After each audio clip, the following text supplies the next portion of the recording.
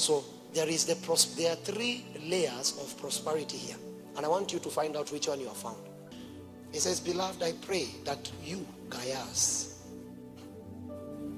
may prosper. So this is the language once you ascertain a certain frequency with mentorship. There are languages you can only hear based on your value of that man or whoever God has brought your way. Do you understand? So this was not for everyone to quote. Love is involved in this conversation. That is the one he says, I pray that you may prosper. Oh, Gaius, the way I look at you, because I love you, I speak to you. Prosper, Gaius. But he balanced the prosperity message that our generation likes. Meanwhile, you're not even Gaius. He says, Gaius, I speak to you as your father. Prosper in all things. It's as if prosperity was in the hands of the apostle, and without that man there was no way Gaius was going to prosper, because it's true. He says, believe your God. Is that Old Testament? Believe the Lord your God. Let's see whether the writer is following the truth. Believe the Lord your God, you shall be established. Believe his prophet, you shall prosper. So it's true. So the language of prosperity is being spoken by a prophet. Beloved, go prosper in all things. He says, and be in health. This is a reality of the ecclesia. Prosper, be in health. But he brought a sign. He says, when you prosper and when you're in health, make sure it doesn't contaminate your soul. This is what a father speaks to a son. You know, today it doesn't matter as long as you tithe 1 million a month. We won't ask you, is it affecting your soul? Just keep on bringing the money. No, this one was a true father. He says, in as much as you're going to prosper in everything, remember, my son, just as your soul prospers. So do not forget your soul. So there are three layers of prosperity here. And I want you to find out which one you have found. And I know I'm speaking, believe me, by the grace of God, and I say this with all humility, with evidence, I have met wealthy people. Believe me. I have met leaders of nations, not just Kenya. I have met leaders of nations.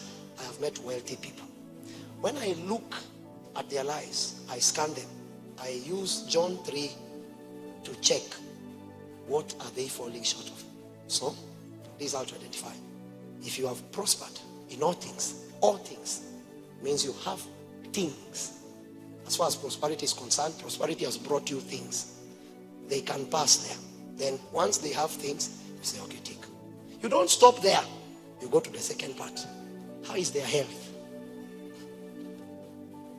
You check the health. Then you notice you have prospered, but the health is. It means 3rd John has been altered. Do you understand? Okay, they can prosper in all things and have good health. Then you now go to the third most important thing, for hence the last shall be the first. He says, look at their soul. What did you have to let go to get what you have? I want you to ask yourself that question. If you have to let go of dignity to be rich, you didn't follow this guideline. If you had to let go, anything you had to let go to counter this arrangement, it's not from God. I've seen many people that have, listen, man, I've seen people, it's like they were born, it's like money is made in their house. They have companies, I've seen them.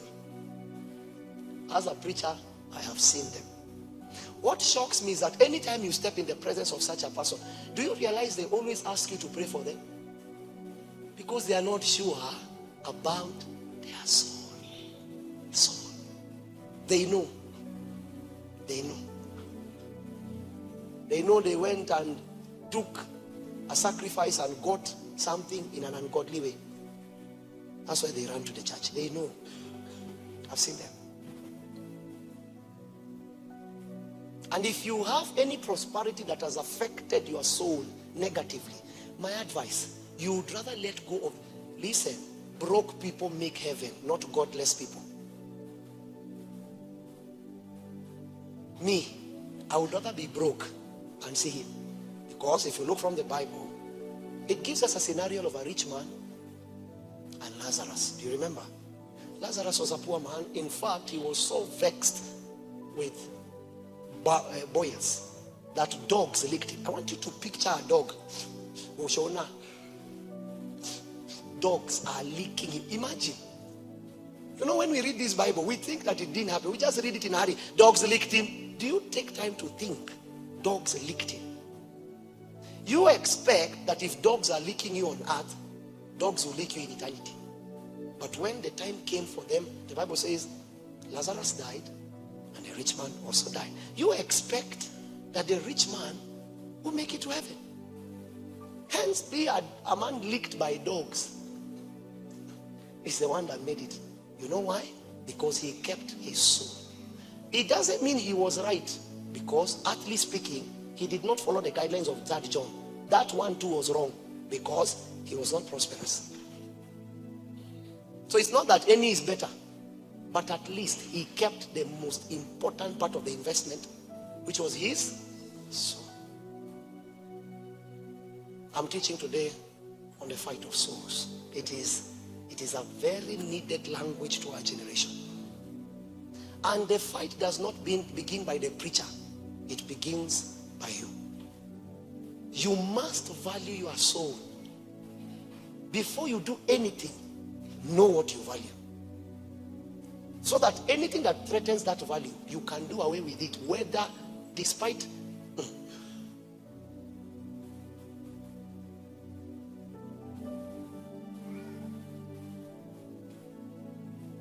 I've received opportunities. I won't say much. I can't say publicly. But I say with all truth. Financially speaking, or as much as office is concerned, if I wanted to have a very high office, and I'm saying it publicly, if I wanted, I've received numerous opportunities to function in very high offices. Is it wrong? No, don't hear me wrong. It's not wrong. But remember, where is your value? Do you remember that statement? You're not listening. Okay, go and prosper. Go and have everything. I've had those opportunities. When I went to God, I asked the Lord, should I take it? Then my mind will first tell me what you can do with the opportunity. Forget your mind. The Lord won't even tell me yes or no. He will ask me a question. Will it interrupt with my program for you? And then I go back and I ask the people, so how is it going to work? You're supposed to report 8 and leave 5. Then I'll go to God. And then the Lord would ask me, what about revival? So what if I want you in Zambia at 10? And I know what he's saying. And I can tell you, you can get things and it can lure you out of God. You must be very careful.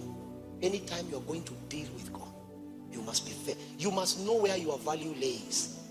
You must know it. You must first value what you have with God. That is the way, whatever that threatens it, you can do away with it. If you have no value between what you and God are achieving, it is very easy to buy such a person. Judas did not have value. That's why it was easy to just display 30 shekels of silver and have this show him. You know what shocked me? Are you telling me they didn't know Jesus and the way he used to do famous things? I want to ask you a question. Can you raise the dead without putting them on Facebook?